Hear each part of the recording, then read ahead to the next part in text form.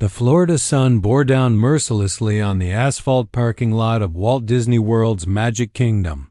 Families from across America streamed through the turnstiles, children clutching cotton candy and balloons, parents wielding cameras loaded with Kodachrome film. It was spring break season, and the park had swelled to near capacity, over 60,000 visitors that Saturday alone. Among them, unnoticed and unremarkable, walked United States Air Force Colonel Richard Brennan with his wife and 2 daughters. They had driven down from Patrick Air Force Base on Florida's Space Coast, where Brennan served as a liaison officer coordinating classified communications between NASA S. Kennedy Space Center and the Pentagon. His daughters, 8 and 10, wore matching Minnie Mouse ears. His wife held a park map, plotting their route through Fantasyland. Colonel Brennan had no idea he was being watched. 30 feet away, concealed behind the fiberglass head of Mickey Mouse, Senior Lieutenant Viktor Dmitrievich Kuznetsov of the KGB's First Chief Directorate moved through the crowd with practiced ease. The costume was stifling. The Florida humidity trapped inside the foam rubber body made breathing difficult, and sweat pooled inside the oversized yellow shoes. But Kuznetsov had endured worse. He had spent 3 years undercover in West Berlin, another 2 in Brussels. Compared to the constant surveillance of East German Stasi cooperating with Western intelligence, this was almost pleasant. The assignment had seemed absurd when his handler first presented it in a safe house outside Washington 6 months earlier. Disney World? Kuznetsov had asked, certain he'd misunderstood.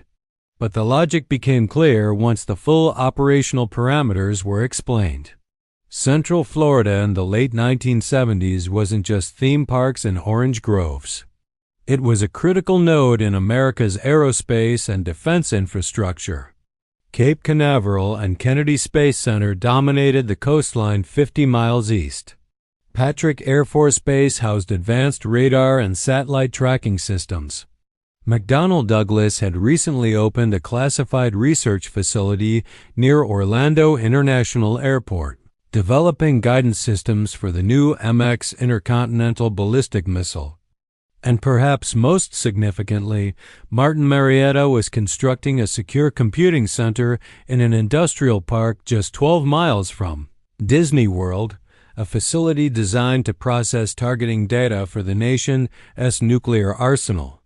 The KGB had identified a vulnerability in American operational security, peacetime complacency.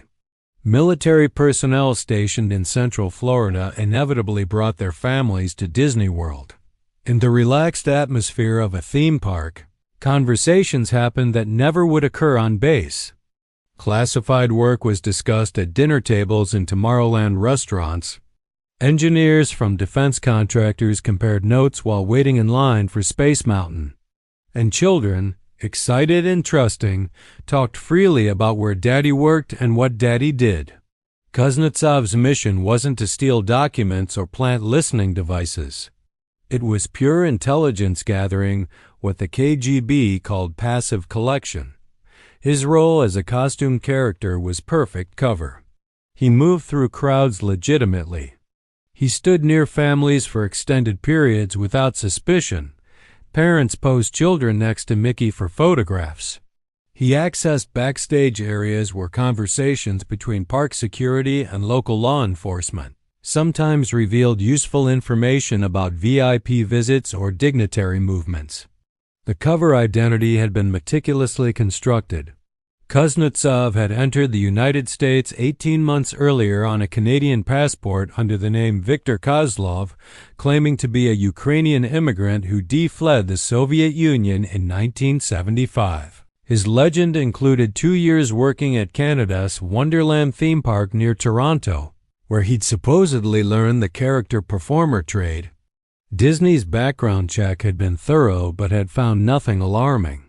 Viktor Kozlov had a verifiable work history, a social security number, an apartment in nearby Kissimmee, and glowing references from supervisors in Canada, supervisors who were, in fact, KGB support agents. He'd been hired by Disney in September 1978 as a character performer, Mickey Mouse, one of 8 people who rotated playing the park's most famous resident. The job came with strict rules: never speak while in costume, never remove the Mickey head in public view, always maintain character behavior, friendly, energetic, slightly mischievous, and never, under any circumstances, be seen by guests without the full costume. These restrictions suited Kuznetsov perfectly. They provided operational security beyond what any intelligence agency could design. He could observe without being observed. He could position himself near targets without appearing intentional. And the constant rotation of performers meant no single guest or employee developed enough familiarity to notice subtle inconsistencies. Today's target was Colonel Brennan, though Kuznetsov didn't know his name yet. The colonel had been flagged by a KGB asset working as a waitress at a restaurant frequented by Patrick Air Force Base personnel. She'd overheard Brennan discussing Disney vacation plans with another officer. The asset had passed the description: tall, sandy-haired, early 40s, likely traveling with family, along with the estimated time frame. It had taken Kuznetsov 3 Saturdays of careful observation to identify the right man. Now, as Kuznetsov waved at children and posed for photographs, he maneuvered gradually closer to the Brennan family. The technique was called environmental approximation, getting near a target through apparently random movement that was actually carefully plotted. He watched the colonel through the mesh screen concealed in Mickey's mouth. Brennan was relaxed, laughing at something his younger daughter said. His wife was consulting the map, pointing toward Cinderella Castle. Kuznetsov positioned himself on a bench near the Brennan family's path. A Disney photographer approached, offering to take a family photo with Mickey. It was standard park practice. Photos taken by official Disney photographers could be purchased later at the park's photo shop. Mrs. Brennan smiled and agreed. The children rushed forward, delighted. Through the mesh screen, Kuznetsov studied Colonel Brennan up close. The man wore civilian clothes, jeans, a polo shirt, sneakers, but his bearing was unmistakably military. Short haircut, excellent posture, eyes that scanned surroundings even while smiling for a camera. Kuznetsov had learned to recognize the type. This was a man who handled sensitive information. The question was what kind and how sensitive. The photograph was taken. The family thanked Mickey.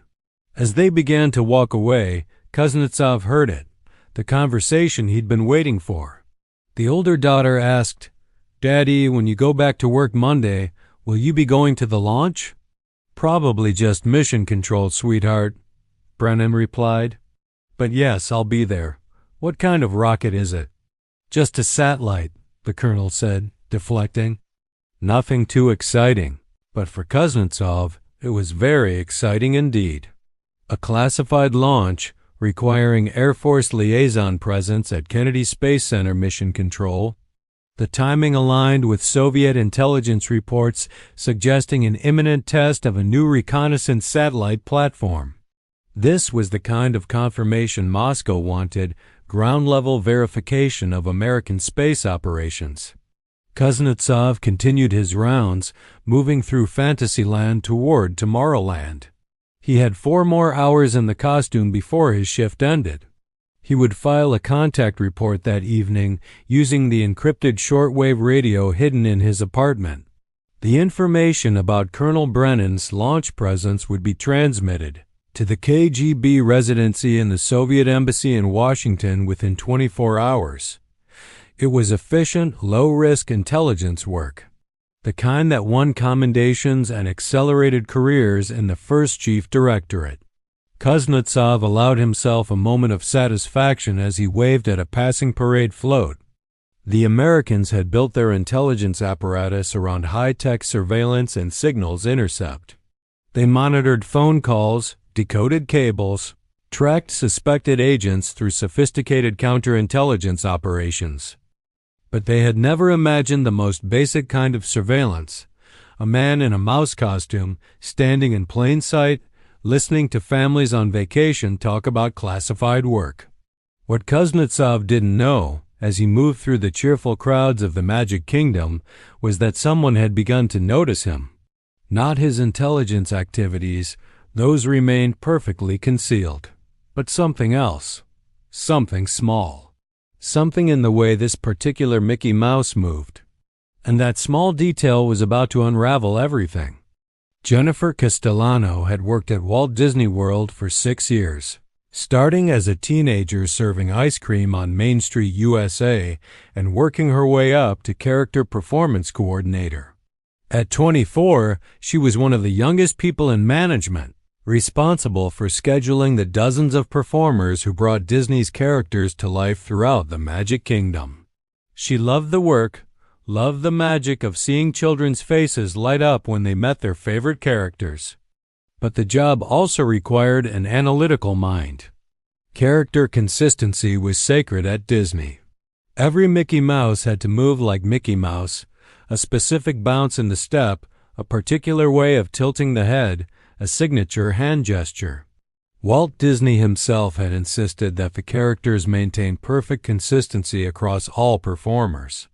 A child who met Mickey in Fantasyland in the morning should see the exact same Mickey in Tomorrowland that afternoon, even if a different performer was inside the costume.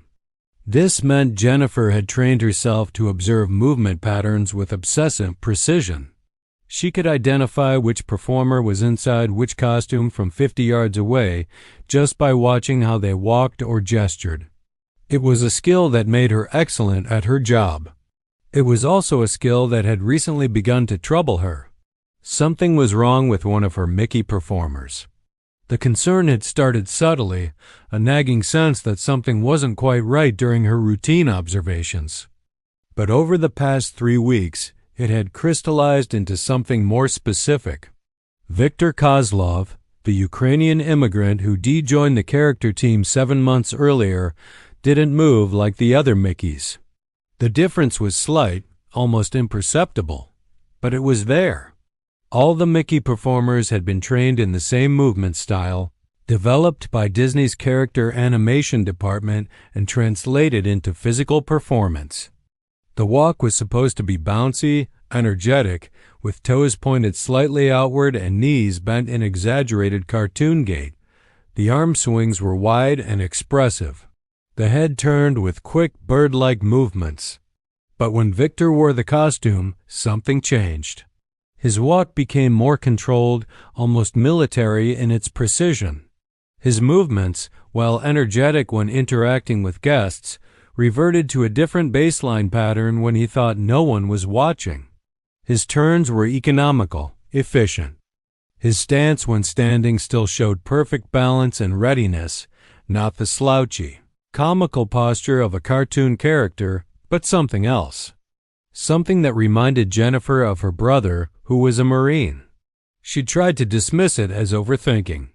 Victor was a good employee, punctual, professional, popular with guests. His performance reviews were solid, but the discrepancy kept nagging at her. She'd even pulled his file to check his training records. Everything appeared in order. He'd completed the standard 2-week character performer training program. His supervisors in Toronto had given him excellent references. Still, she couldn't shake the feeling. There was also something else, smaller but equally odd. Victor's English, while fluent, had an unusual quality she couldn't quite identify. Most Ukrainian immigrants she'd met had thick Slavic accents, their English flavored by their native language's cadences. But Victor's accent seemed almost ... studied, too careful. Like someone who'd learned English from textbooks and recordings rather than by living in an English-speaking country. On April 12th, Jennifer made a decision that would change everything. During her lunch break, she walked to the Magic Kingdom's administrative offices and knocked on the door of Paul Hendricks, the park's security director. Hendricks was a former Orange County Sheriff's deputy, a broad-shouldered man in his 50s who'd been hired by Disney specifically to professionalize the park's security apparatus.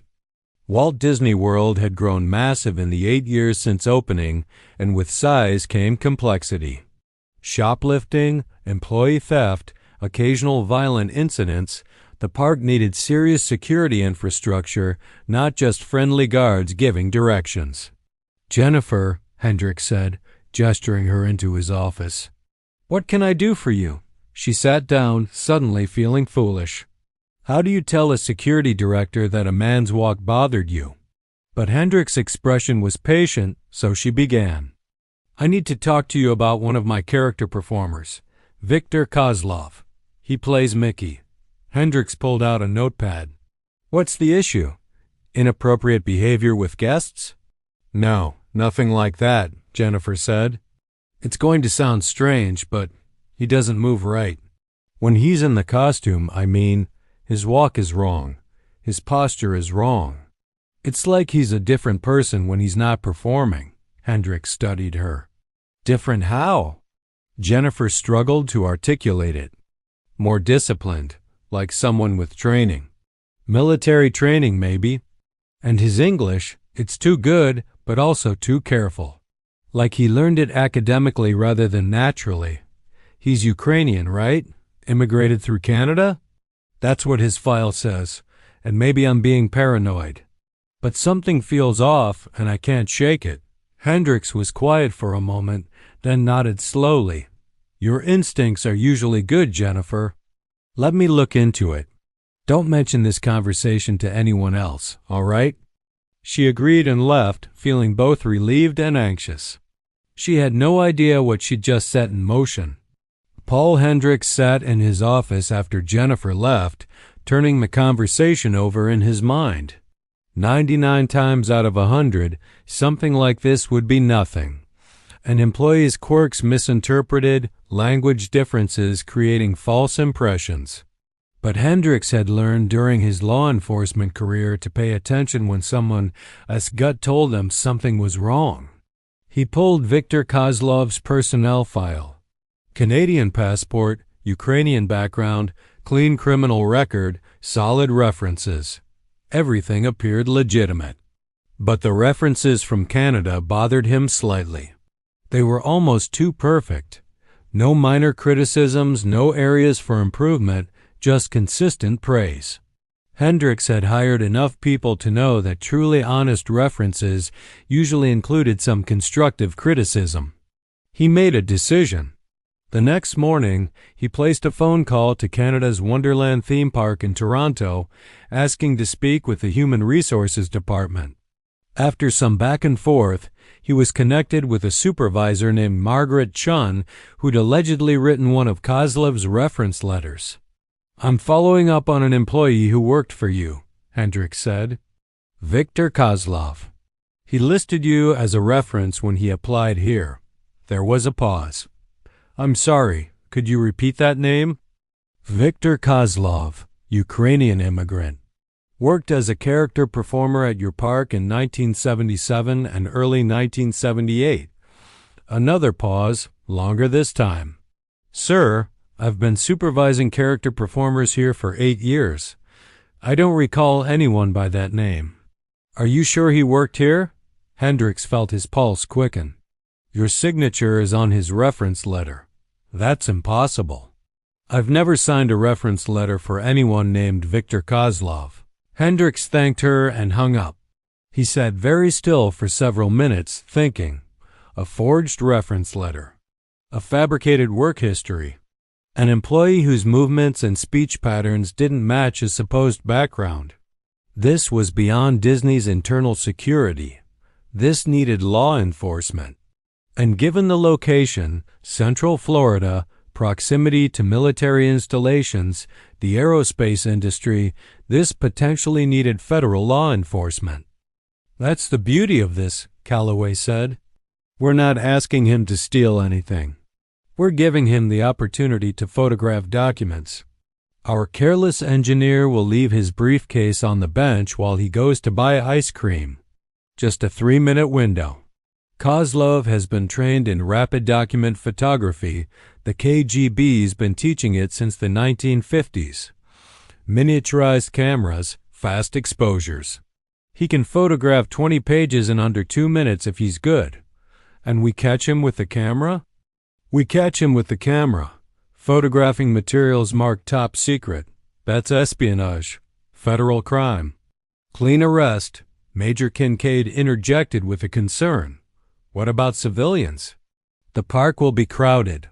If something goes wrong, we'll have 16 agents inside the park, all positioned along Kozlov's expected routes, plainclothes, blending in as tourists. The moment he approaches that briefcase, we'll have eyes on him from multiple angles. If he takes the bait and photographs the documents, we'll let him finish. Better evidence if we catch him with completed photographs. Then we move in during the most controlled moment possible. Which is? Calloway smiled grimly. During the afternoon parade. Kozlov's shift ends at 3 o'clock, right when the parade begins. He'll change out of the Mickey costume backstage, then exit through the utilitors, the underground tunnel system Disney uses for employee and supply movement. We've studied his pattern.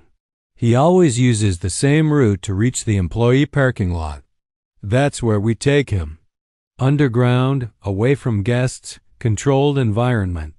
The room was quiet for a moment as everyone absorbed the plan. It was audacious, threading the needle between aggressive law enforcement and public safety. But it was also careful, methodical, building on 4 weeks of painstaking surveillance. Agent Torres voiced what several people were thinking. What if he doesn't take the bait? Then we try something else, Calloway said. But based on everything we've learned about this subject, I believe he will. He's been in position for 7 months, collecting low-grade intelligence. Moscow is going to be pressuring him for results. A chance to photograph classified documents on satellite capabilities and launch schedules? He won't pass that up. When do we execute? May 18th, 3 days from now. Friday afternoon. Park will be at moderate capacity. Busy enough that our presence doesn't stand out. Not so crowded that we lose control. Weather forecast is clear. Everything aligns. Major Kincaid stood, extending her hand. I'll have your documents ready by tomorrow. Good hunting, Agent Calloway. After the meeting dispersed, Calloway remained in the conference room, studying the map. Operation Magic Kingdom, they'd codenamed it, a bit on the nose perhaps, but appropriate. He thought about Viktor Kuznetsov, the man behind Viktor Kozlov's false identity. The KGB officer who'd spent 7 months dressed as a cartoon character, patiently gathering intelligence in America's most wholesome setting. There was something almost admirable about the audacity of it. Hiding in plain sight, exploiting the trust and innocence of a place dedicated to family entertainment. It was clever tradecraft, but it was also profoundly cynical, weaponizing childhood joy for geopolitical advantage. Calloway had been chasing Soviet intelligence operatives for 15 years. He'd seen illegals with decades-long covers, moles inside government agencies, sophisticated technical operations. But this was different. This felt personal in a way he couldn't quite articulate. Perhaps because it happened here, in Florida, where his own children had visited Disney World just last summer. Perhaps because the violation of trust felt more stark when it happened somewhere designed to be safe and magical. He thought about Jennifer Castellano, the young woman whose observational skills had started this whole investigation.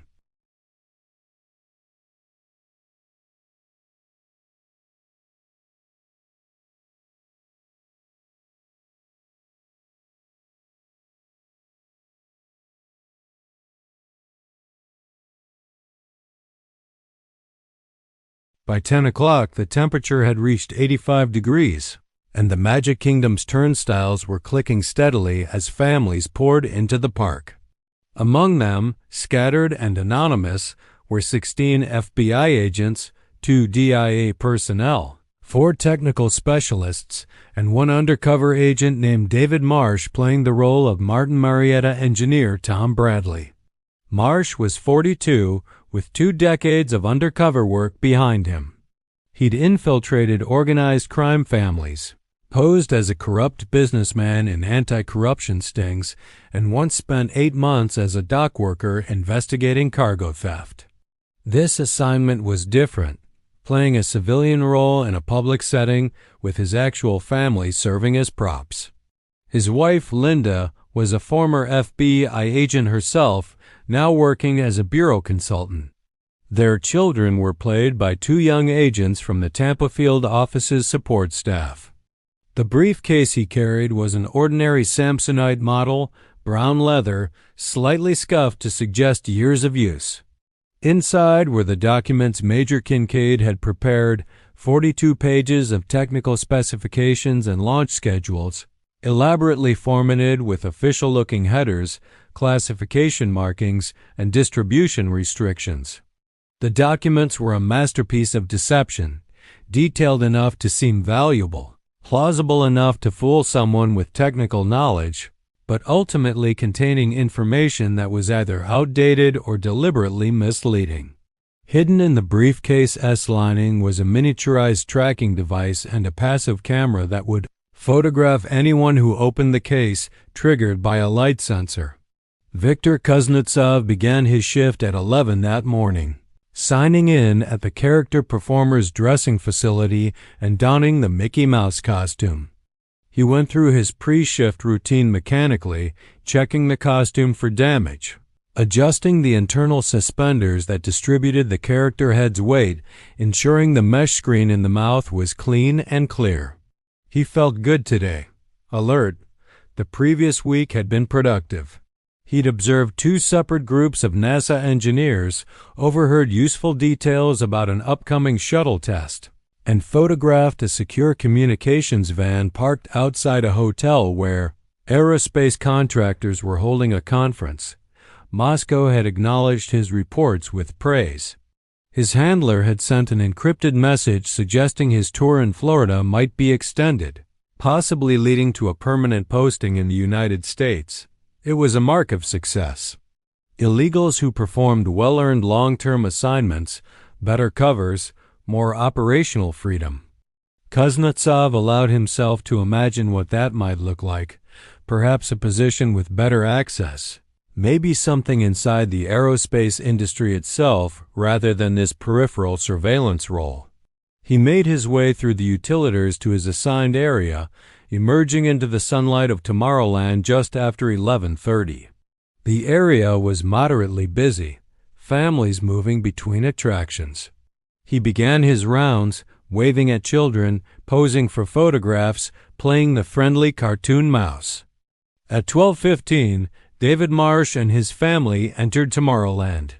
They moved casually, stopping to look at a map, discussing which rides to visit. Marsh carried the briefcase loosely, occasionally setting it down when they stopped. To any observer, they were just another family navigating the park. At 12:40, Marsh guided his family to a bench near the Carousel of Progress, exactly as planned. His wife and children went to get in line for the attraction.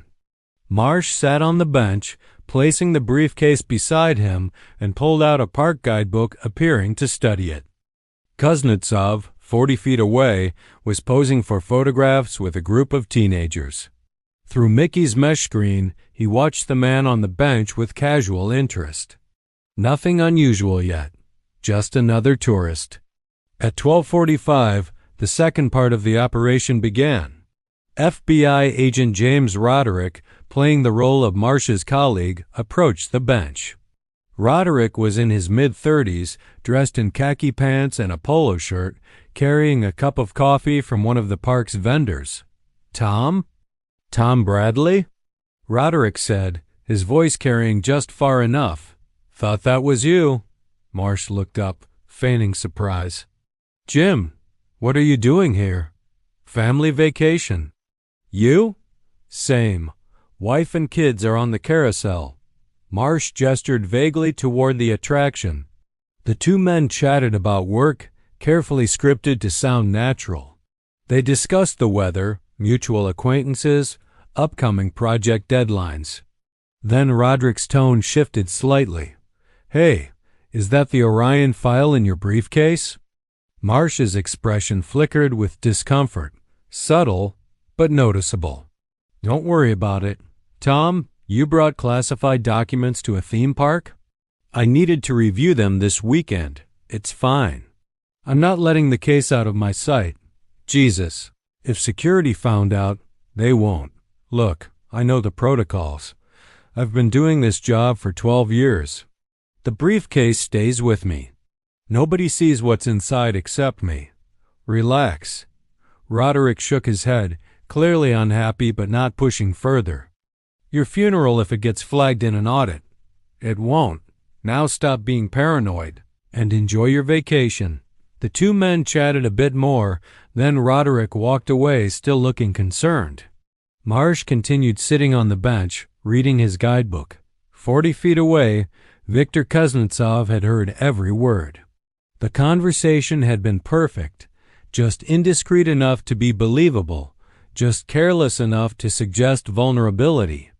Classified documents in an unattended briefcase belonging to a man who thought he was being careful but was actually being reckless. Kuznetsov felt his pulse quicken. This was exactly the kind of opportunity his training had prepared him for. Target of opportunity. Low risk if executed properly. High value if the documents were legitimate. He continued his character work, but his mind was already planning. He would need to get close to that briefcase, assess whether the man would actually leave it unattended, and if so, photograph the contents. His miniaturized camera was in his locker in the dressing facility, but he could retrieve it during his break at 2 o'clock. The challenge was timing. He needed the right moment, when the man was distracted, when the surrounding area wasn't too crowded, when he could work without being observed. He watched as Marsh's family returned from the ride. They talked about getting lunch. Marsh stood, picking up the briefcase, and the family began walking toward Tomorrowland's dining area. Kuznetsov followed at a distance, maintaining his character behavior while tracking the target. Around him, FBI agents were doing the same, their surveillance coordinated through concealed radios. At 1:15, Marsh and his family sat down at an outdoor table near the Tomorrowland terrace. Marsh placed the briefcase on the ground beside his chair. They ordered food from the counter-service restaurant. Marsh's wife and children ate happily, chattering about which attractions to visit next. At 1:40, Marsh's youngest daughter spilled her drink. It was deliberate, part of the script, but looked entirely accidental. Marsh stood to help clean up the mess, stepping away from the table toward a nearby napkin dispenser. The briefcase sat unattended for 30 seconds. It wasn't enough time. Kuznetsov, watching from a position near Space Mountain, saw the opportunity but recognized it as too brief, too risky. Attempting to access the briefcase in a crowded dining area with the owner just feet away was reckless tradecraft. He would have to wait for a better moment. That moment came at 2:50. Marsh and his family had spent the afternoon riding attractions. By late afternoon, they'd returned to the bench near the Carousel of Progress. Marsh's children wanted to ride the attraction one more time. Marsh, looking tired, agreed but said he'd wait outside. He needed to make a phone call, he told his wife. She took the kids and joined the line. Marsh sat on the bench, placed the briefcase beside him, and pulled out a map.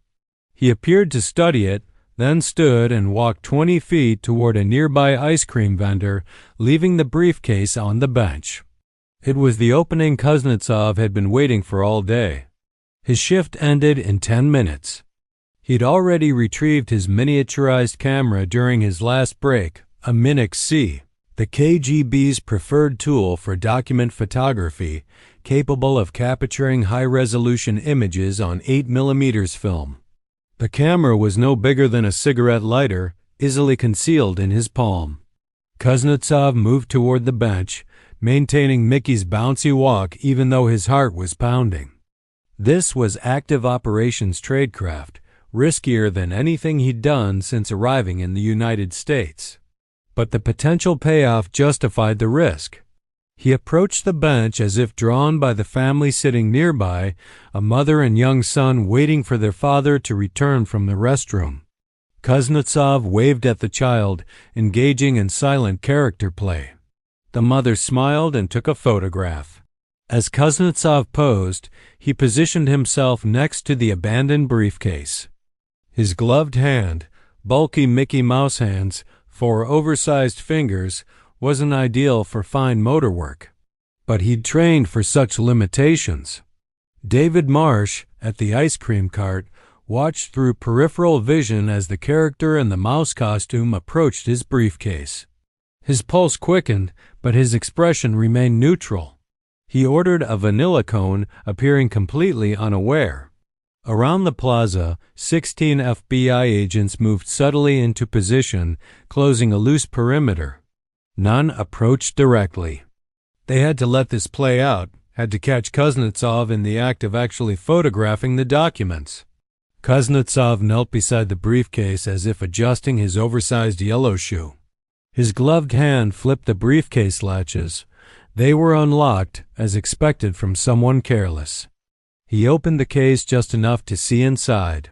Documents were visible, classification markings clear even from this angle.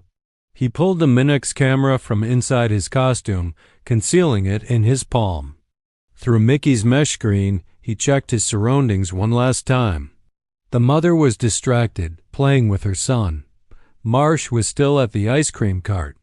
Nobody was paying attention to a character performer kneeling beside a bench. Kuznetsov began photographing the documents. The Minix clicked almost silently. 1 page. 2 pages. 3. He worked quickly, professional, each exposure taking 2 seconds. He'd trained for this exact scenario dozens of times at the KGB's academy outside Moscow.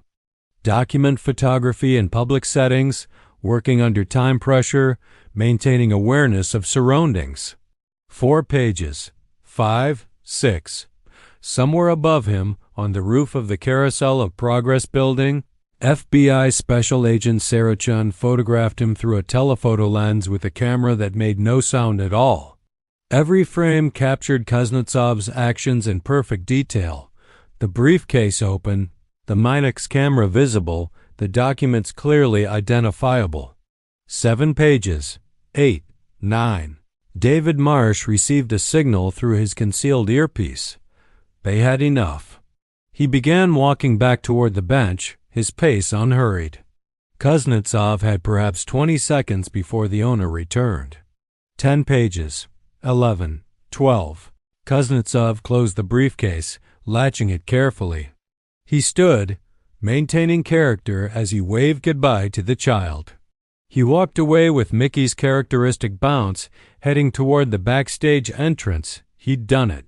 Clean acquisition, no complications. By tonight, the film would be developed in his apartment's makeshift darkroom. By tomorrow, the photographs would be transmitted to Moscow using his shortwave radio. It was a significant intelligence coup, the kind of operation that earned commendations and promotions. What Viktor Kuznetsov didn't know was that his life as a free man had just ended. The trap had been sprung perfectly. Now came the arrest. Viktor Kuznetsov descended into the utilitors with relief, the Mickey costume finally removed. The operation had been perfect. 12 pages of classified documents photographed on his Minix camera, the film cartridge now secure in his pocket. By tonight, it would be developed. By tomorrow, transmitted to Moscow. The underground tunnels were sterile and functional, fluorescent lights illuminating white concrete corridors where cast members pushed supply carts and carried costumes. Kuznetsov headed toward the character performer's dressing facility, planning to change quickly and drive home to his Kissimmee apartment. He turned into a less traveled corridor. The hallway stretched ahead, nearly empty. 10 feet from the dressing facility door, he realized something was wrong. 6 men approached from behind, moving with unmistakable purpose. Civilian clothes, but their bearing screamed law enforcement. Spread across the corridor's width, blocking retreat. Professional, coordinated. Kuznetsov's training kicked in. His hand closed around the film cartridge in his pocket. If he could destroy it, they'd have only circumstantial evidence. Federal agents, stop right there. The lead man pulled FBI credentials from his windbreaker. Special Agent Robert Calloway. Hands where we can see them. Kuznetsov's hand moved toward his pocket. If he could drop the film, crush it. Do not reach into your pocket. Calloway drew his Smith & Wesson. 5 other agents followed suit. 6 firearms pointed at him in the underground corridor. Kuznetsov froze. Reaching into his pocket at gunpoint meant getting shot. He raised his hand slowly. Viktor Dmitrievich Kuznetsov, Calloway said, using his real name, you are under arrest for espionage against the United States of America. Cold shock. They knew everything, his real identity, his KGB affiliation, his mission. This was targeted counterintelligence, not random investigation. His cover was completely blown. 2 agents moved forward with handcuffs. They patted him down, finding the Minix film cartridge. Agent Sarah Chun held it up. Minix film? Bet we know what's on here. Kuznetsov said nothing, running through KGB capture protocols. Admit nothing. Demand counsel. Stall for time. Hope for prisoner exchange. The handcuffs clicked shut. FBI Field Office, Tampa. 6:45 p.m. Kuznetsov sat in an interrogation room, handcuffed to a chair. White walls, fluorescent lighting, two-way mirror. Deliberately oppressive. Calloway and DIA Major Sarah Kincaid sat across from him, placing a file on the table. Your real name is Viktor Dmitrievich Kuznetsov, Senior Lieutenant, KGB First Chief Directorate, operating as Viktor Kozlov, Ukrainian immigrant. Is any of that incorrect? Silence. We developed your film, Kincaid added. 12 photographs of top-secret documents. We have photographic evidence of you conducting the operation, witnesses, physical evidence. You're facing the Espionage Act of 1917. Maximum penalty. Death. Kuznetsov remained silent, the correct tactical choice. We know about your surveillance of military personnel, Calloway continued.